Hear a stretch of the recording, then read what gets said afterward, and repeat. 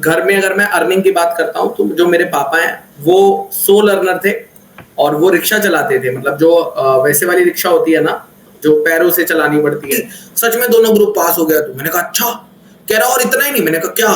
कह रहा all India rank पे आ गया। मैंने कहा अब ये कर रहा है सच में मजा कि ये रिजल्ट वाले दिन दे रहा है मेरी फिरकी भाई नूरा मैम। यस अब आएगा मसो।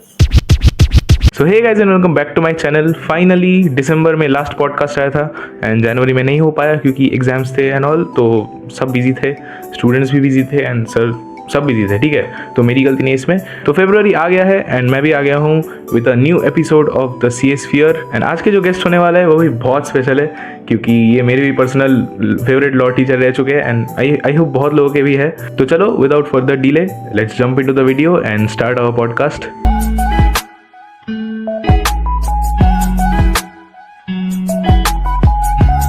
So hey guys, welcome to the second episode of the CS Sphere and let us welcome our guest for today, CA Gurpreet Singh sir. Thank you सृजन बेटा, आपने मुझे इस पॉडकास्ट पे बुलाया। बहुत ही अच्छा लग रहा है मुझे यहाँ के यार। तो आप कैसे हो सर, पहले बताओ। मैं एकदम बढ़िया हूँ, सब सही चल रहा है। विश्वास ये तो आपको पता ही है कैसे ग्रो कर रहा है। 1 लाख हो गया आप लोग के। यस, 1 लाख क्रॉस कर लिया हमने एंड ये सब बच्चों का प्यार है जो इतनी तेजी से विश्वास ये ऑनलाइन ग्रो करता जा रहा है। हाँ, अभी तो शायद मतलब जब शुरू हुआ था तब तो बहुत कम सब्सक्राइबर्स थे, 20-25 के थे। हाँ, एक साल में बहुत अच्छा ग्रोथ है। बिल्कुल बिल्कुल, अभी 1 साल भी कंप्लीट नहीं हुआ। विश्वास ये भाई बहुत बड़ी बात है। तो चलो आपको कैसा लग रहा है पॉडकास्ट में आके? एकदम बढ़िया लग रहा है पॉडकास्ट में, कुछ नया एक्सपीरियंस होगा आई होप मेरे लिए भी यहाँ पे। हाँ, बहुत हमारे सब्सक्राइबर्स को बहुत कुछ पता चलेगा एंड मोस्टली लॉ सब आपसे ही पढ़ते हैं। अरे मोस्टली जो सीए में आते हैं, मैंने सुना है, अपने दोस्तों से भी सुना है, सब्सक्राइबर्स से भी सुना है, मोस्टली सब आपके लेक्चर्स देखते हैं। तो बहुत मजा आएगा। अच्छी बात है, मतलब सही जा रहा है, मतलब बहुत अच्छा लगेगा तुमको आज का पॉडकास्ट। तो लाइक नहीं किया तो लाइक कर दो एंड पूरा वीडियो देखो और सब्सक्राइब भी कर देना भाई के चैनल। हाँ, सर ने बोला तो करना है। चलो शुरू करते हैं आज के पॉडकास्ट को। तो चलो सर, फर्स्ट क्वेश्चन शुरू करते हैं। आपका चाइल्डहुड को लगे लाइक कैसा बचपन था आपका एंड क्या क्या स्ट्रगल्स भी फेस किया आपने, वो सब बता दो। देखो, मैं बिलोंग करता हूँ सहारनपुर शहर से, ये उत्तर प्रदेश में पड़ता है और यहाँ पे मैंने अपनी स्कूलिंग करी है। CBSE बोर्ड से मैंने अपनी स्कूलिंग करी है। पहले मैं एक स्कूल में था, 3rd क्लास तक मैंने एक और स्कूल में गया, फिर 3rd क्लास के बाद मेरा स्कूल चेंज हुआ और फिर मैं दूसरे स्कूल में गया जिसका नाम था गुरु तेग बहादुर पब्लिक स्कूल। वहां से फिर मैंने 12th तक पूरी स्कूलिंग करी है। मेरे घर में मेरे पापा, मेरी मम्मी, मेरे पापा के बड़े भाई मेरे ताऊ जी और मेरा एक छोटा भाई है, वो रहते हैं। और घर में अगर मैं अर्निंग की बात करता हूँ तो जो मेरे पापा हैं वो सो लर्नर थे और वो रिक्शा चलाते थे, मतलब जो वैसे वाली रिक्शा होती है ना जो पैरों से चलानी पड़ती है, वो रिक्शा चलाते थे। और उनका मेन काम ये रहता था कि जो मेडिकल की दुकान होती है तो ट्रक से सामान उतरता था, वो ट्रक से सामान उतारते थे, रिक्शा पे रखते थे और उसे दुकान तक डिलीवर करते थे, यानी डेली वर्कर वाला उनका काम था। तो अर्निंग इतनी हो जाती थी कि ठीक ठाक घर चल रहा था, बट थोड़ा सा जैसे कि आप जानते हैं कि जो स्कूल की फीस होती है वो बहुत ज्यादा बढ़ गई है और अभी भी और बढ़ती जा रही है। तो इस फीस को थोड़ा सा बढ़ने में मतलब पे करने में मुश्किल होती थी। तो कई बार पापा ने कोशिश भी करी कि स्कूल से माफ हो जाए जितनी ज्यादा मैक्सिमम हो। पापा, मुझे याद है कि पापा कम से कम अगर जब स्कूल स्टार्ट होता था, ईयर स्टार्ट होता था, जैसे अगर मैं बात करता हूँ क्लास 11th की, तो स्कूल स्टार्ट होता था तो पापा वहां पे शुरू के 1 महीने सिर्फ चक्कर लगा रहे होते थे स्कूल के एप्लीकेशन लेकर कि अगर किसी से बात हो जाए और माफ हो जाए, 50% भी माफ हो जाए तो वो एक बहुत बड़ा अमाउंट होता है, सब्सटेंशियल अमाउंट होता है। एंड हुई भी, स्कूल ने अल्टीमेटली कुछ पोर्शन हमारा माफ कर दिया था स्कूल फीस का एंड वहां पे ही फिर मेरी स्कूलिंग चली। तो संघर्ष तो था, लेकिन मुझे लगता है कि मेरी लाइफ में इतना संघर्ष नहीं था, मेरे पेरेंट्स की लाइफ में बहुत ज्यादा संघर्ष था। उन्होंने मुझे इतना पता नहीं चलने दिया, इतना फील नहीं होने दिया, क्योंकि मुझे अच्छे स्कूल में पढ़ाया उन्होंने, मुझे अच्छे कपड़े दिलाए उन्होंने, मतलब जो बेस्ट हो सकता था पेरेंट्स ने वो दिलाया। तो अब मुझे लगता है कि यार उन्होंने जब मेरे लिए बेस्ट किया है जिंदगी में, तो मुझे भी तो उनको देने का टाइम है, तो मुझे उनके लिए जो भी बेस्ट हो सकता है, बेस्ट से बेस्ट मुझे वो करना चाहिए। तो जब मैं 12th क्लास की अगर मैं बात करता हूँ तो 12th में मैंने सीए की जर्नी के बारे में थोड़ा बहुत सोचा भी था, लेकिन वहां पर ऐसा था कि 10th 11th तक मैं इतना ज्यादा सीरियस नहीं था स्टडीज को लेके, जितना होता था मतलब कि मैं लास्ट कुछ दिनों में पढ़ के हम लोग पास हो जाते थे वैसा था। बट फिर 12th में हम लोग थोड़ी सीरियसनेस आ गई थी 12th में, क्योंकि कई सारी ऐसी चीजें थी कि मुझे पास होना ही था, बिकॉज मुझे लग रहा था कि आगे अगर पढ़ाई आगे जारी करनी है तो 12th के मार्क्स कहीं ना कहीं मैटर करते हैं इनिशियली। ये मेरी भी सेम स्टोरी है। मैं 12th तक ही मैं एकदम सीरियस नहीं था। मैं शायद प्री बोर्ड 2 में अकाउंट्स में फेल हुआ था, एक बार 1 मार्क्स से फेल हो गया था। प्री बोर्ड में प्री बोर्ड 2 में मैं भी हुआ हूँ प्री बोर्ड में फिर, और वो बहुत ही बुरा समय होता है, लेकिन उसके बाद आंखें खुल जाती है, मुझे लगता है खुल जाती है। फिर ना एक पीटीएम हुआ तो उसमें मम्मी को बोला उन्होंने कि यार ऐसे तो बोर्ड्स नहीं निकलेगा। तो फिर मैंने भी सोचा यार ऐसे हुआ तो फिर कॉलेज वाले सब जगह दिक्कत आ जाएगी। तो वो लास्ट के 1.5 महीने जो मैंने पढ़ा है उसके बाद सीधा फेल से 85% आ गए मेरे। बस उसी के बाद तुम्हें पता चल गया कि तुम्हारे अंदर कुछ सुपर शक्तियां तो है। वही टाइम था। सबके साथ होता है ये। बिल्कुल बिल्कुल। अच्छा, तो बताइए कि ये जो 12th के बाद जो सीए आपने लिया, वो इनिशियल जो डिसीजन है वो आपने कैसे लिया? मैंने देखो, हमारी फैमिली में तो कोई सीए नहीं है, दूर दूर तक कोई सीए नहीं है। बट कई सारे, जब हमने कॉमर्स ले ली थी तो हमने थोड़ी बहुत रिसर्च करी कि कौन सा कोर्स बेस्ट होता है, और मोस्टली ना कॉमर्स में जो नाम आता है, सीए का कॉमर्स जो बच्चे, वो सीए का ही नाम आता है। 2 चीजें आती है, एक सीए कोर्स का नाम आता है और दूसरी चीज आती है कि सीए डिफिकल्ट नहीं हो पाएगा। ये दोनों चीजें साथ में आती हैं कि अगर करना है ना जिंदगी में बेस्ट तो सीए कर लो, लेकिन क्योंकि मुश्किल है तो शायद तुमसे नहीं हो पाएगा, लोग सालों से सीए दे रहे हैं, तो वो चीज आती है। बट मैंने देखा कि जो उस कोर्स का प्राइस है वो थोड़ा सा इतना ज्यादा नहीं है। अगर आप कहीं और कोई अच्छा कोर्स करने जाते हो जिसमें कि आपको लगता है कि उसके बाद आपकी अच्छी जॉब लग जाएगी, आप अच्छा करियर बना लोगे, तो वहां फीस बहुत ज्यादा देनी पड़ती है। और फीस कंस्ट्रेंट की वजह से मुझे लगा कि सीए करंटली बेस्ट कोर्स है, और मेरे पास तो सीए के भी पैसे नहीं थे। तो सीए के लिए मेरी बुआ रहती है महाराष्ट्र वाशिम शहर में, तो मैंने उन्हें बोला कि बुआ जी मुझे सीए करना है, अगर आप मेरी मदद कर देंगे तो बहुत वो हो जाएगा। तो उन्होंने एक शर्त रखी कि अगर तू 12th में इतने % से ऊपर लाएगा तो हम तेरे को सीए का खर्चा हम तेरा पूरा उठा लेंगे। तो वो 90% से ऊपर लाने थे। मैंने कहा बॉस, अगर या तो करो या मरो वाली सिचुएशन हो गई है, या तो करो या मरो। तो फिर पूरा उसी में हमने टाइम इन्वेस्ट किया और 12th में हमने 90% ले आए। तो वहां से हमारे पास ट्रेन की टिकट आ गई भाई, कुरियर होके ट्रेन की टिकट आई थी मेरे पास। तो मैं बहुत खुश था, क्योंकि मेरे शहर से जिस शहर मुझे जाना था, मैं यूपी में रहता था, मुझे महाराष्ट्र जाना था। 1200-1300 किलोमीटर का सफर है, 1.5 दिन अराउंड लगता है ट्रेन में। तो ये था कि पहली बार घर से बाहर जाना है, लेकिन हो सकता है कि जिंदगी में बहुत सारे चेंजेस देखने को मिल सकते हैं, ये जो नए रास्ते की तरफ हम जा रहे हैं। और मम्मी पापा भी खुश थे कि शायद करियर बन जाएगा बच्चे का, और वो तो यही चाहते हैं। तो फिर मैं ट्रेन से निकला। इवन मेरा 12th का रिजल्ट भी नहीं आया था, बट मैं पहले ही आ गया था, यहाँ पर पहले ही पहुंच गया था। रिजल्ट बाद में आया था, बट मुझे पता था कि हो जाएगा रिजल्ट में अच्छा ही आएगा, मतलब जिस तरीके की मेहनत करी थी। अच्छा, मतलब फिर आपके जो सीए के पीछे सबसे बड़ा हाथ आपकी बुआ का ही है? बुआ जी और फूफा जी का है। मतलब आप ये मान लीजिए कि सीए फाउंडेशन का रजिस्ट्रेशन, मेरा हॉस्टल का पैसा, सीए फाउंडेशन की कोचिंग की फीस, फिर सीए फाउंडेशन में पास हो गया, फिर सीए इंटरमीडिएट का हॉस्टल का पैसा, सीए इंटरमीडिएट की कोचिंग की फीस, वहां तक उन्होंने ही मुझे दिया था। हर महीने वो मुझे पैसे दे देते थे, कोचिंग के अलावा 6-7 हजार रुपए मुझे देते थे वो, हॉस्टल के और मेस के पैसे के। और फिर सीए इंटरमीडिएट जब मैं पास हो गया और मेरा रैंक आया, तो मेरी बिग 4 में आर्टिकलशिप लग गई, तो वहां से मुझे 15,000 रुपए महीने का स्टाइपेंड आता था। तो उसके बाद से मैंने कभी भी फूफा जी से मतलब पैसे नहीं मांगे, उसके बाद से मुझे जरूरत नहीं पड़ी। बट यस, मुझे लगता है कि अगर वो मुझे मदद नहीं करते तो शायद आज मैं किसी दुकान पे काम कर रहा होता या कुछ छोटा मोटी चीज कर रहा होता, यहाँ तो नहीं बैठा होता फॉर श्योर।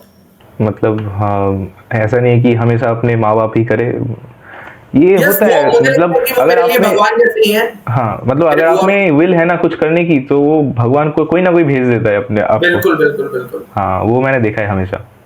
आपने बोला कि इंटर में आपका रैंक आया था, तो वो थोड़ा शेयर करो कि एआईआर आने के बाद कैसा लगा। मैं आपको सीए इंटर की स्टोरी बताता हूँ। सीए इंटर क्या था, फाउंडेशन जब मैं दे रहा था ना, सीपीटी होता था उस टाइम पे, तो लोग कहते थे गुरप्रीत, उस टाइम पे सीपीटी में रैंक भी आया करती थी, तो लोग हम टेस्ट देते थे, मतलब सीपीटी 200 मार्क्स का होता था, उसमें से 180 प्लस पे आ जाती थी रैंक वगैरह।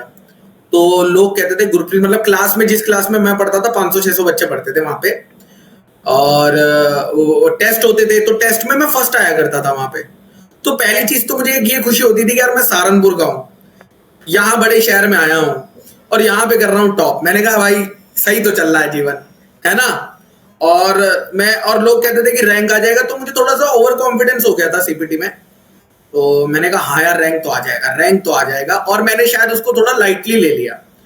और फिर सीपीटी का रिजल्ट आया तो उसमें रैंक नहीं आया मेरा।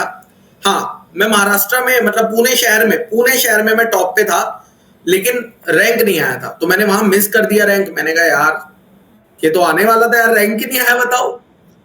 तो फिर सी इंटरमीडिएट की जर्नी स्टार्ट हुई। मैंने कहा अब देखते हैं इसको क्या करते हैं। मैंने पहले ग्रुप 1 की ही क्लासेस करी थी। ग्रुप 1 में भी लॉ छोड़ के मैंने बाकी क्लासेस करी थी।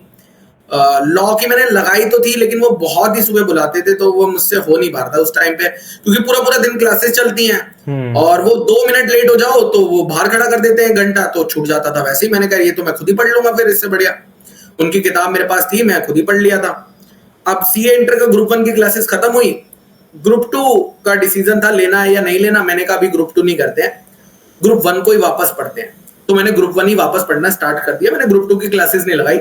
मैं ग्रुप 1 की स्टडी करता रहा, लेकिन एग्जाम बहुत दूर थे और ग्रुप 1 की स्टडी बहुत पहले ही खत्म हो गई। तो मैंने कहा यार ग्रुप 1 की स्टडीज तो कंप्लीट हो गई, अब क्या करूं। फिर मैंने कहा क्यों ना यार ग्रुप 2 भी उठा के देख लिया जाए। तो मैं ग्रुप 2 उठा के स्टार्ट कर दिया मैंने, और लाइब्रेरी में बैठता था मैं। तो अगर मुझे कोई डाउट आता था तो स्टूडेंट्स होते थे, उन्हीं से पूछ लेता था कि भाई ये बता दो तुम्हारे सर ने कैसे सॉल्व कराया, क्योंकि जो खुद समझ आ गया वो खुद समझ लिया, जो नहीं समझ आया वो किसी को पकड़ के समझ लिया।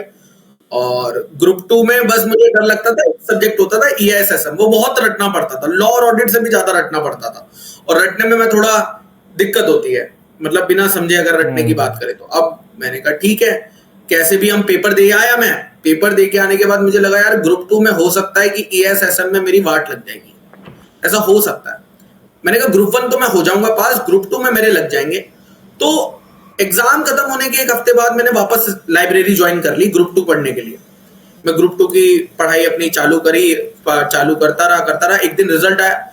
जिस दिन रिजल्ट आया सी इंटरमीडिएट का, उस दिन भी मैं लाइब्रेरी में बैठा ग्रुप 2 पढ़ रहा था। मैंने कहा रिजल्ट तो आ गया, अब चेक कर लेते हैं। यार चेक करने की हिम्मत तो नहीं है। तो एक दोस्त था मेरा जो मुझे लाइब्रेरी में ही मिला था, उसका फोन आया, कह रहा है गुरप्रीत क्या हुआ भाई, रिजल्ट का क्या रहा। मैंने कहा भाई मुझे तो नहीं पता है, मैंने चेक नहीं करा है, अगर आप चेक कर दोगे तो बहुत हेल्प हो जाएगी भाई, क्योंकि मेरी हिम्मत नहीं हो रही थी यार उस टाइम पे रिजल्ट चेक करने की, पता नहीं क्या हो गया होगा। तो उसने रिजल्ट चेक किया, उसने कहा गुरप्रीत भाई। मैंने हाँ। कह रहा दोनों ग्रुप पास हो गए। मैंने कहा नहीं यार तुम कर रहे हो मजाक, नहीं तुम बोल रहे हो झूठ भाई, तुम ऐसा मत करो। कह रहा नहीं भाई सच में दोनों ग्रुप पास हो गया। तो मैंने कहा अच्छा। कह रहा और इतना ही नहीं। मैंने कहा क्या। कह रहा ऑल इंडिया रैंक पे आ गया। मैंने कहा अब ये कर रहा है सच में मजा कि ये रिजल्ट वाले दिन दे रहा है मेरी फिरकी भाई। तो मैंने कहा मैं चेक करता हूँ। मैंने चेक किया भाई, जैसे ही मैंने रिजल्ट आया और रिजल्ट देखा कि यार ऑल इंडिया रैंक आ गई है 23rd, मैंने पापा को फोन लगाया। पापा मतलब फूफा जी को। मैंने फूफा जी को कहा, मैंने कहा पापा आपके बेटे ने टॉप कर दिया है। पापा भी खुश हो गए। फिर मैंने सहारनपुर के घर पे वो वाले मम्मी पापा को फोन लगाया। मैंने कहा मम्मी पापा मैं आपकी दुआओं से पास हो गया हूँ और बहुत अच्छा रिजल्ट आया है, रैंक आ गई है। बस फिर क्या था, फिर तो उस टाइम तो खुशी का माहौल ही था। फेसबुक पे चल रही है, पोस्ट डल रही है कि भैया ऑल इंडिया रैंक आ गया, रिजल्ट के स्क्रीनशॉट डाले जा रहे हैं। और ऐसा लग रहा था, मतलब मुझे उस टाइम पे ऐसा फील हुआ कि मैंने कुछ बड़ा ही अचीव कर लिया। और फिर मेरे पास जब वो रैंक लिस्ट आती है, जब आप ऑल इंडिया रैंक आता है ना, तो आपको टॉप 50 की ऑल इंडिया रैंक की लिस्ट आती है, नाम और उनके स्टेट्स। तो मैंने देखा कि सबसे पहला नाम महाराष्ट्र स्टेट से मेरा ही था। मतलब ऑल इंडिया रैंक 23rd था, उससे पहले सारे दूसरे स्टेट्स के थे, महाराष्ट्र में नाम मेरा ही था। मैंने कहा मतलब महाराष्ट्र में तो मेरी फर्स्ट रैंक आ गई है ना, क्योंकि इससे ऊपर जितने भी लोग हैं कोई भी महाराष्ट्र से पेपर नहीं दिया है, मैंने महाराष्ट्र से पेपर दिया है। तो ऑल इंडिया रैंक 23rd है, बट इस अपने स्टेट, जिस स्टेट से मैंने पेपर दिया है वहां पर रैंक आ गई है। मैंने कहा ये है बढ़िया। उसके बाद फिर आगे की जर्नी थी कि आर्टिकलशिप ढूंढनी थी। मुझे तो कुछ पता ही नहीं था आर्टिकलशिप करनी कहां से है, तो वो भी किस्मत से मेरी आर्टिकलशिप बिग 4 में लग गई है मुझे लगता है। रैंक तो था बट इतना श्योर नहीं था कि कहां चला जाऊंगा। बट ये था कि पुणे में अकेले ही बंदे का रैंक था, तो चांसेस भी थे, क्योंकि उस टाइम पे रिजल्ट बहुत कम लगा था। सी इंटर का 4% रिजल्ट लगा था बोथ ग्रुप का। नवंबर 15 की बात है ये, 4% बोथ ग्रुप, मतलब बहुत ही, अभी भी ज्यादा लगता है बट वो तो 4% था, फाइनल पे भी कम लगाया था उस टाइम पे। और क्या आप एडवाइस देना चाहोगे हमको जो एआई सिक्योर करना चाहता है? जो बच्चे ऑल इंडिया रैंक लाना चाहते हैं, मुझे लगता है कि उन्हें ना क्लासेस प्रॉपरली करनी चाहिए, फिर क्लासेस करने के बाद सेल्फ स्टडी पे सबसे ज्यादा फोकस करना चाहिए। कई सारे बच्चे ना, सिर्फ मैं देख रहा हूं आजकल क्लासेस पे इतने ज्यादा डिपेंडेंट हो गए हैं कि वो सेल्फ स्टडी को फोकस नहीं करते हैं। और मुझे लगता है कि जहां पर मेरी जो सक्सेस का राज है वो सेल्फ स्टडी को बहुत ज्यादा जाता है। मैं बहुत घंटे पढ़ता था, मतलब ऐसे ऐसे दिन होते थे जिसमें मैं सिर्फ 4 घंटे सोता था और बाकी टाइम में सिर्फ पढ़ रहा होता था। मैं लाइब्रेरी, सुबह की लाइब्रेरी भी लगा रखी थी, मैंने रात की लाइब्रेरी भी लगा रखी थी, मतलब सुबह की लाइब्रेरी खत्म होती थी तो मैं रात की लाइब्रेरी में चला जाता, मैं लाइब्रेरी में ही नहाता था। तो वो पीरियड जो मुझे लगता है जो मैंने उस टाइम पे मेहनत करी है ना, मुझे यकीन नहीं होता कि वो मैंने उस टाइम पे इतनी मेहनत करी थी सीए इंटरमीडिएट में। तो वो उस लेवल का अगर आपका डेडिकेशन है, अगर आप सेल्फ स्टडी करने जा रहे हो सकता है ऐसा, ये कॉमन फीलिंग है कि हाँ यार मेरा नहीं हुआ है, मेरे से होगा कि नहीं, वो कॉमन है, वो सभी को आती है। बट जब आप इतनी ज्यादा मेहनत कर लेते हो तो आपका रिजल्ट तो एटलीस्ट पॉजिटिव आ ही जाएगा, और रैंक तो फिर अपने कंट्रोल में नहीं होती है, मुझे लगता है वो तो बस आ जाती है, वो तो बाय प्रोडक्ट होता है हार्डवर्क का। मतलब मेहनत करते रहो, क्लासेस करते रहो and self study most self important. Study करते रहो, पेपर सॉल्व, मैंने बहुत सारे पेपर सॉल्व करते, मैं मुझे बहुत, मेरी हैबिट बन गई थी, मैं पेपर उठा, मैंने क्या किया था, हर सब्जेक्ट के 5-5 अटेम्प्ट के पेपर प्रिंट मार लाया था मैं, और उन्हें सॉल्व करते रहता था, उन्हें सॉल्व करता था, मुझे कॉन्फिडेंस आता था, अरे ये तो सॉल्व हो रहा है। मैंने कॉस्टिंग का पेपर सॉल्व किया, अरे 100 में से 70 आ गए, भाई कॉन्फिडेंस ही अलग लेवल पे चल रहा है। जब हम पिछले पेपर सॉल्व कर पा रहे हैं तो नए वाला तो कर ही लेंगे, बिना देखे सॉल्व कर रहा है ना भाई। तो वो पेपर सॉल्व करने वाला जो पैटर्न था मुझे बहुत पसंद आया, मैंने ऑलमोस्ट हर सब्जेक्ट के 3-3 4-4 पेपर सॉल्व करके देखे थे। फिर अभी बात करते हैं आर्टिकलशिप की, आपने केपीएमजी से की है? यस, केपीएमजी से मैंने आर्टिकलशिप करी है, बताओ मर्जर्स एंड एक्विजिशंस डिपार्टमेंट से। कैसा तो एक्सपीरियंस था? केपीएमजी की अगर मैं बात करता हूं तो ये केपीएमजी में मेरा जो हुआ था वो मेरे एक दोस्त की वजह से हुआ था। सिद्धार्थ खिफसरा है, मेरा फ्रेंड है, अभी तो लंदन में है, लंदन में उसने अपनी फर्म खोल रखी है, वहां पे पार्टनर है, वो मेरी एज का है but he is now partner in London. तो उसका केपीएमजी में हो गया था, मुझे सड़क पे मिलता है वो, रोड पे, कहता है आप गुरप्रीत हो ना? मैंने कहा हाँ। कह रहा है सर बता रहे थे आपका रैंक आया। मैंने कहा हाँ हाँ। कह रहा कॉन्ग्रेचुलेशन। मैंने कहा थैंक यू थैंक यू। कह रहा है फिर उसने मुझे बताया कि उसका आर्टिकलशिप का लग गया है और केपीएमजी में। मैंने कहा अच्छा। मैंने कहा यार मेरा भी करवा दो यार। कह रहा आप रिज्यूमे दो, मैं भेज देता हूँ। ठीक है, मैंने उसको रिज्यूमे भेजा, उसने भेजा, नेक्स्ट डे कॉल आ गई कि आपका इंटरव्यू, सुबह आ जाना। मैंने कहा ठीक है, सुबह चले जाएंगे। वहां गए, वहां देखा तो 25 लोग पहले से ही बैठे इंटरव्यू के लिए, और उन्हें एक ही आर्टिकल चाहिए था 25 में से, और उनमें से कुछ लोग तो मेरे जानने वाले थे जो मेरे साथ क्लासमेट्स थे, तो वहां वो लोग भी मिल गए। मैंने ठीक है यार देखते हैं क्या होता है। तो वहां पे इंटरव्यू हुआ, बहुत बेकार इंटरव्यू गया था सच बताऊं तो। मतलब ऐसा लगा कि उन्होंने मुझे बहुत धोया इंटरव्यू में। उन्होंने मुझे मेरी औकात दिखा दी कि गुरप्रीत रैंक तो आ गया लेकिन तुम्हारी औकात नहीं है, अभी प्रैक्टिकल वर्ल्ड की तुम्हें ज्यादा नॉलेज नहीं है, जो कि ट्रू था। हम बहुत ज्यादा बुकिश लोग होते हैं, बहुत ज्यादा किताबें तो पढ़ लेते हैं, लेकिन बाहर की नॉलेज को गेन करना भी इक्वली इम्पोर्टेंट। उन्होंने मुझे वो दिखा दिया था वहां पर, मैं समझ गया कि यार कुछ ना कुछ कमी है, थोड़ी सी और मेहनत करने की जरूरत है। बट फिर कुछ दिनों बाद, आप ये मान लो 10-20 दिन या उससे भी कुछ दिन बाद, और थोड़ा सा लेट मुझे, क्योंकि तब मेरी वो चल रही थी, वो ट्रेनिंग, तो उनका कॉल आया कि गुरप्रीत हम तुम फाइनल हो गए, तुम आ जाओ। अब तब तक मैं ईवाई को भी हाँ बोल चुका था। अब ईवाई को भी हाँ बोल चुका था, केपीएमजी से भी कॉल आ गया। मैंने कहा ये तो बड़ी दुविधा की बात है कि यार ईवाई को मैंने हाँ बोल दिया है और केपीएमजी मुझे बुला रहा है और मेरा मन केपीएमजी जाने का है, बट ईवाई को ना कैसे बोलूं मैं? मैंने कहा बोलना तो पड़ेगा ईवाई को ना। तो मैंने उन्हें मेल लिखा, thank you for the opportunity but I am sorry I can not. तो वैसा करके मैंने उन्हें मेल लिखा, उनके मेल पे आया कि उन्होंने पेल दिया, मेल पे वापस रिटर्न किया। बहुत पेला उन्होंने मुझे। मैंने कहा कोई बात नहीं, अब क्या कर सकते हैं जिंदगी में, हो सकता है शायद मुझे ब्लैक लिस्ट भी कर दे, ठीक है।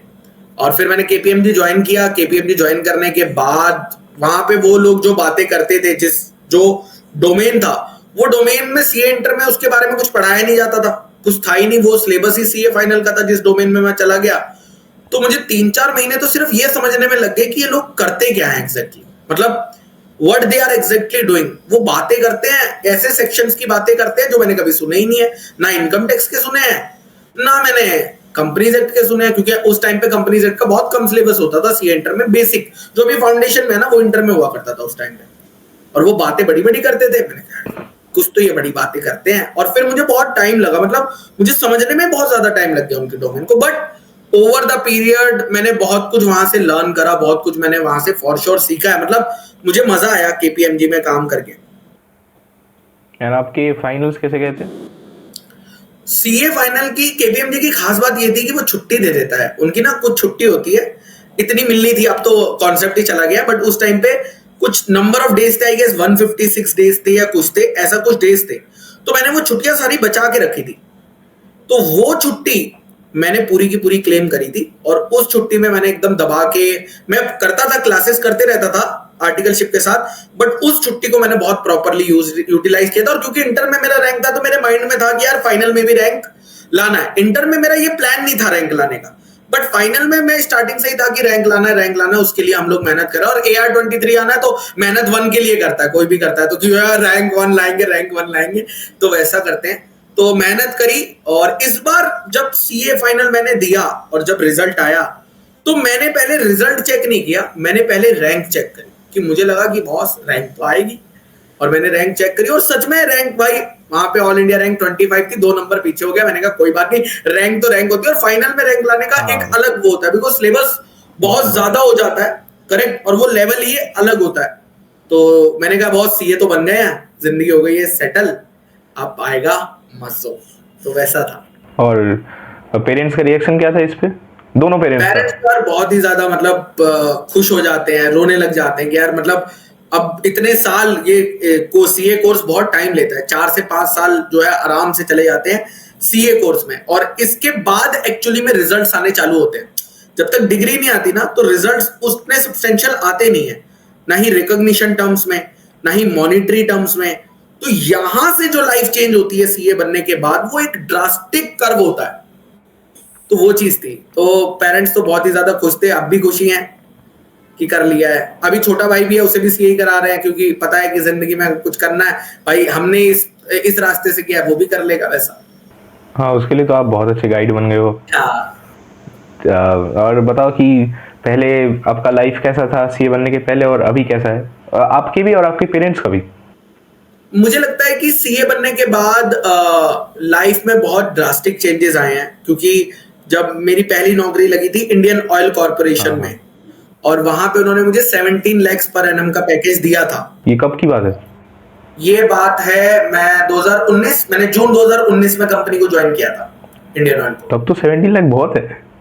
हाँ, 17 lakhs तो अब भी मुझे लगता है बहुत है भाई। हाँ, अभी भी बहुत है, अभी भी बहुत है। तो लेकिन इसको ऐसे मत करना, 17 लाख डिवाइड बाय 12 वो नहीं होता है। उसमें से बहुत सारी चीजें, इनकम टैक्स कटता है, पीएफ कटता है, पेंशन स्कीम कटती है, तो देयर आर सर्टेन डिडक्शन। और उसके बाद में इन हैंड 80 to 90,000 रुपीज गिरता, क्योंकि गवर्नमेंट कंपनीज में ना ज्यादा पैसा कटता है, क्योंकि वो आपकी रिटायरमेंट लाइफ के लिए अभी से सेव कर रहे होते हैं। तो जब वो पैसा आना चालू हुआ, तो उसके बाद तो फिर लाइफ बहुत ज्यादा ड्रास्टिकली चेंज हुई है। मतलब आप ये देख लो कि अब मुझे छोटी मोटी चीजों के लिए सोचना नहीं पड़ता है, घर वालों के लिए भी नहीं सोचना पड़ता है, बेसिक चीजों के लिए नहीं। पहले क्या था, बेसिक चीजों के लिए भी सोचना पड़ता था हमें कि यार ये करें क्या, ये खा लें क्या, यार इससे पैसा। मुझे याद है एक इंसिडेंस जो मुझे लगा था कि यार जिंदगी में बहुत ही सही नहीं था। मैं पंजाब गया था, बुआ के घर गया था। मेरी पंजाब में भी एक बुआ रहती है, तो वहां पे मॉल खुला था। अब हमारे सहारनपुर में मॉल है नहीं, अभी भी नहीं है। तो वहां पे एक मॉल खुला था, तो मॉल गए हम लोग, मम्मी और मैं दोनों गए, खुशी से अपने मॉल घुमा। और वहां पे हमें सामान लेना, कुछ वहां पे फूड कोर्ट वगैरह रहता है, तो फूड कोर्ट में हमें सामान लेना था। हमने कहा कुछ खा के देखते हैं। तो मैंने ये देखा कि यार वहां पे सब सामान बहुत महंगा मिल रहा है, हम लोग खरीद नहीं पाएंगे। तो हमने एक आइसक्रीम ली, एक 70 रुपए का उन्होंने कप दिया, 70-80 रुपीज का होगा, और वो कप मम्मी और मैंने आधा आधा खाया। यार जिंदगी तो वहां मुझे लगा कि नहीं यार, हम लोग 2 कप भी नहीं खरीद पाए। मतलब समझ रहे हो, मैं उस टाइम, मम्मी ने कुछ नहीं बोला, बट मैं रिलेट कर पा रहा हूं कि नहीं यार, जिंदगी अनफेयर तो है ना। लेकिन अब वो चीज मुझे नहीं दिखती है। मतलब सीए बनने के बाद अब तुम कहोगे कि मॉल चलना और ये खाना है या ये पीना है, तो जितना मर्जी ले लो, मुझे कोई दिक्कत नहीं, मतलब वो टेंशन ही खत्म हो गई है ना। तो वो चीज बहुत ही बढ़िया लगती है कि अब आप वो चीजों को अफोर्ड कर सकते हो जो चीज आप पहले अफोर्ड नहीं कर पाते थे, जिस चीज को आपको सोचने की जरूरत है। यानी रेवेन्यू खर्चे जो होते हैं जिंदगी के, नॉट कैपिटल, बट रेवेन्यू खर्चे आपके आराम से इजिली बियर हो जाते हैं पूरी फैमिली के साथ, दैट्स इट। तो ये चीज मुझे बहुत सही लगी कि फाइनेंशियली, और रिकॉग्निशन तो मिलता ही है कि अब जब भी मैं सहारनपुर जाता हूँ तो जिन लोगों से, दोस्तों से मिलता हूँ या फैमिली से मिलता हूँ, तो वैसा नेबर्स वगैरह से मिलता हूँ, तो वहाँ रिस्पेक्ट तो हमेशा रहती है। अब आते हैं आपकी टीचिंग पे। तो आपने कैसे सोचा कि टीचिंग करना है आपको? यार टीचिंग का जो मेरा मन था ना, वो बहुत ही स्टार्टिंग से था। जब मैं सीए इंटरमीडिएट में, मैं पहले सीए फाउंडेशन में था। सीए फाउंडेशन में मैंने 2-3 स्टूडेंट्स पढ़ाए थे अपनी ही क्लास के, जो लोग आते थे मैं 1-1 1.5 घंटा शाम को पढ़ा दिया करता था। सीए इंटर में मैंने पढ़ाया है, लॉ ही पढ़ाया है सीए इंटर में। तो मेरे 62 आए हैं और मेरे स्टूडेंट के 63 आए हैं यार। और मैं खुद ही सेल्फ पढ़ रहा था, मतलब मैं क्या करता था, मैं लॉ सेल्फ पढ़ता था और रात को वही पढ़ा देता था। जो मैं पढ़ता था वही मैं पढ़ा देता था, जो मैं पढ़ता था वही पढ़ा देता था, बस यही चल रहा था। इससे 2 चीजें होती थी, एक जो मैं पढ़ता था वो मेरा रात को रिवाइज हो जाता था, क्योंकि लॉ को रिवीजन की बहुत ज्यादा जरूरत है। और जब आप किसी को पढ़ाते हो ना, तो वो आपको और बेहतर तरीके से समझ आता है और ज्यादा टाइम तक रिटेन रहता है, ठीक है। तो जब वहां पे 63 आए, मैंने कहा यार करना तो टीचिंग में जाना चाहिए मुझे लगता है, और ये करेंगे। तो केपीएमजी भी मैंने इसीलिए छोड़ा था, रीजन बीइंग कि केपीएमजी में मैंने उन्हें कहा था कि मुझे टीचिंग करनी है, तो उन्होंने कहा तुम दोनों चीजें एक साथ नहीं कर पाओगे। तो मैंने कहा ठीक है, कुछ और कर लेते हैं, उसके साथ टीचिंग कर लेंगे। तो फिर मैंने इंडियन ऑयल चला गया। इंडियन ऑयल के साथ साथ मैंने यूट्यूब चैनल पे फ्री पढ़ाया, मैंने 1-1.5 साल फ्री पढ़ाया होगा। साथ में जॉब करता था, रात को मैं 10 साढ़े 10 बजे बैच लेता था, 10 से साढ़े 12:30 बजे रात को। फिर जब मेरा पहला रिजल्ट आया, जो फ्री बैच का रिजल्ट था, उसमें बहुत सारे बच्चे ना वो थे जो फेल हुए थे, 5-5 अटेम्प्ट, 6-6 अटेम्प्ट से पास नहीं हो रहे थे। और मैंने 7-8 बच्चों को ही पढ़ाया होगा, उसमें से 6 बच्चे पास हो गए। मैंने कहा यार अब तो कर ही लेना चाहिए यार, इतना पॉजिटिव रिजल्ट भी आया। मैं आज भी उन बच्चों के कनेक्ट में हूँ। एक गौरव करके बच्चा है, वो तो अब सीए फाइनल में अभी हो जाएगा, तो आज भी मैं उन बच्चों के कनेक्ट में हूँ जो स्टार्टिंग में थे। तो फिर मैंने सोचा कि इसे छोड़ देते हैं इंडियन ऑयल को और चलते हैं टीचिंग की तरफ, अब फुल टाइम टीचिंग। क्या लगता है आपको कि आपकी टीचिंग में इतना क्या स्पेशल है कि सारे बच्चे आपको इतना पसंद करते हैं? मुझे लगता है कि जो मैं एग्जाम्पल्स देता हूँ, हाँ, वो बहुत ज्यादा रिलेटेबल होते हैं, वो बहुत ज्यादा लोग देख चुके होते हैं इधर उधर, तो उन्हें वो थोड़ा सा समझने में आसान लगता है। प्लस क्लास में जो ह्यूमर रहता है, हाँ, वो थोड़ा उन्हें बोर कम होने देता है। देखो लॉ थोड़ा सा है तो ड्राई सब्जेक्ट, मैं मानता हूँ, तो उनको थोड़ा सा एंटरटेनिंग वे में बढ़ा दिया, थोड़ा सा देखो मेन तो मुझे कंटेंट ही डिलीवर करना है, बट वो किस तरीके से मैं कंटेंट डिलीवर कर रहा हूँ, बच्चे तक जा रहा है, वो बहुत ज्यादा आजकल इंपॉर्टेंट हो गया। और जिस तरह की मैं फोटोज यूज करता हूँ, स्टोरीज बनाता हूँ, वो बहुत टाइम जाता है उनको सोचने में, लेकिन मुझे लगता है कि उससे बच्चे को बहुत जल्दी समझ आ जाता है। नूरा मैम। यस। अब बताओ कि आपके फ्यूचर प्लान्स क्या है? अभी ऐसा अगर फ्यूचर प्लान्स की बात करते हैं, तो अभी इवेल्युएशन चल रहा है कि विश्वास की कि क्या हमें ऑफलाइन, ऑनलाइन तो चल ही रहा है, क्या ऑफलाइन ब्रांचेस खोलनी चाहिए, क्या सीए फाइनल इंट्रोड्यूस करना चाहिए क्या इस सेम प्लेटफॉर्म, और इसी डायरेक्शन में चल रही है, मतलब हाउ टू ग्रो वीसीए, क्या कर सकते हैं। अच्छा, आपको मतलब सारा फोकस आपका वीसीए पे है? वीसीए पे है, और दूसरा सब्जेक्ट इंप्रूवमेंट पे भी चल रहा है। मैं अभी भी सीए फाउंडेशन को मैं और इंटरेस्टिंग कैसे बनाऊं, तो मैं उस पर टाइम इन्वेस्ट कर रहा हूं। मैं वापस से अपने एग्जांपल्स को रिव्यू कर रहा हूं, वापस से मैं चीजों को देख रहा हूं कि कहाँ पे और चीज हो सकती है, कौन सा बच्चे को डिफिकल्ट जा रहा है, उसके लिए कैसे इजी कर सकते हैं। तो वो R&D हमेशा चलती रहती है, बट उसके लिए अलग से टाइम निकालना पड़ता है उस R&D के लिए भी। मतलब आपको बस टीचिंग में ही रहना है अभी फिलहाल? अभी तो फिलहाल टीचिंग में ही है, क्योंकि अभी वो बहुत कुछ छोड़ के टीचिंग में आया हूँ। अब टीचिंग छोड़ के कहीं और देखने लगूंगा तो फिर ये, because teaching is also very competitive, there are so many teachers, you are also competing, correct. तो आप you have, if you want to be the best, तो आपको थोड़ा सा एफर्ट्स ज्यादा डालने पड़ते हैं। जहां अपने एफर्ट्स डालने के वहां बच्चे को पता लगने लगता है कि यार ये टाइम पास कर रहा है। लास्ट क्वेश्चन मेरा है कि जैसे मैं हूँ या फिर जो भी ये देख रहा है, सारे सी एस्पिरेंट्स हैं, तो एक एडवाइस अगर आप दो कि जिससे भाई बहुत हेल्प होगा हमको, तो वो एक एडवाइस क्या है? मुझे ये लगता है कि आप अपने मोबाइल फोन्स का यूसेज रेस्ट्रिक्ट कर दो, ठीक है। इससे जो आपका टाइम बढ़ेगा ना, वो सब्सटेंशियल टाइम बढ़ेगा, बहुत ज्यादा। मतलब तुम्हें कई बार लगता होगा कि तुम्हारे पास ये चीज करने के लिए टाइम नहीं है, वो चीज करने के लिए टाइम नहीं है। मुझे लगता है हमारा बहुत सारा टाइम आज की जिंदगी में मोबाइल खा जाता है, हमें पता ही नहीं चलता है। हम हो सकता है कि 2 मिनट रील चेक करने के लिए फोन उठाया हो, बट वो कब 2 से 20 मिनट्स हो जाते हैं, 30 मिनट्स हो जाते हैं, और वो माइंडलेस स्क्रॉलिंग है। कुछ ज्यादा चीजें वैल्यू ऐड नहीं कर रही है। कुछ होती है कुछ रील्स जो थोड़ी बहुत ऐड करती है, बट मेजोरिटी चीजें जो है वो वैल्यू ऐड नहीं कर रही है। तो अगर मैं मोबाइल का रेस्ट्रिक्शन लगा दूं कि मैं दिन में 1 ही घंटा यूज करूंगा, या मैं दिन में 1.5 घंटा, जो भी आपको जैसे लगाना है, और इसके बाकी टाइम पे मैं अपने दूसरे काम पे फोकस करूंगा। हो सकता है जिम जाने पे फोकस करूं, हो सकता है कोई नई लैंग्वेज सोचने पे, हो सकता है कोई नई किताब पढ़ने पे, वो सब चीजें। तो वो चीज अगर आप करेंगे तो मुझे लगता है कि लाइफ में आपको बहुत लंबा जा सकते हैं हम। ये तो मेरे लिए भी हेल्पफुल है। चलो बस यही थे क्वेश्चंस, एंड बहुत बहुत ही ज़्यादा इंस्पिरेशनल है।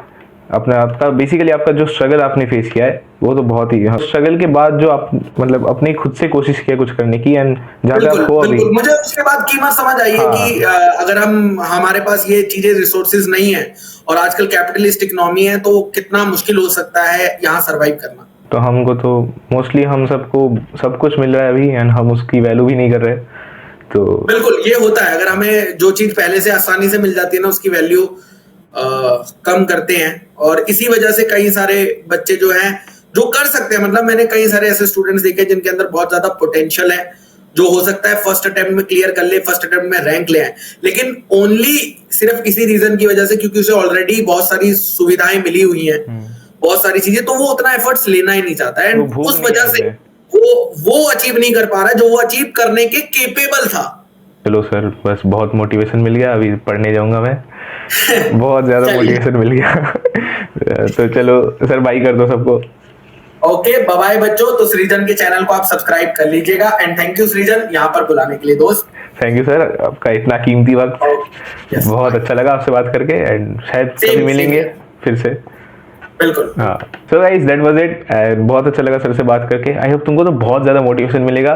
तो इस वीडियो को लाइक, शेयर एंड सब्सक्राइब करके जल्दी से जाओ पढ़ने बैठो, एंड आई होप तुम सबका AIR आ जाए, एंड मैं भी होप करता हूँ कि मेरा हो जाए जल्दी। तो कोई नहीं, कोशिश करते हैं हम सब, एंड जैसा सर ने बोला कि स्क्रीन टाइम थोड़ा कम करो, एंड फिर देखते हैं जितना हमारे हाथ में हम करेंगे, फिर उसके बाद तो भगवान पे। एंड चलो बस एफर्ट्स देते हैं अभी। तो चलो इसी के साथ ख़त्म करते हैं आज की वीडियो को। थैंक्स जिन्होंने अब तक देखा, एंड आई होप तुमको बहुत अच्छा लगा होगा। So that's it for today, and मिलेंगे आपसे अगली वीडियो। हाँ शायद वीडियो ही होगा, पॉडकास्ट तो नहीं होगा, पॉडकास्ट भी आ जाएगा जल्दी, तो ज़्यादा टेंशन मत करना, अभी पढ़ने जाओ। तो मिलेंगे जल्दी, and till then bye, take care.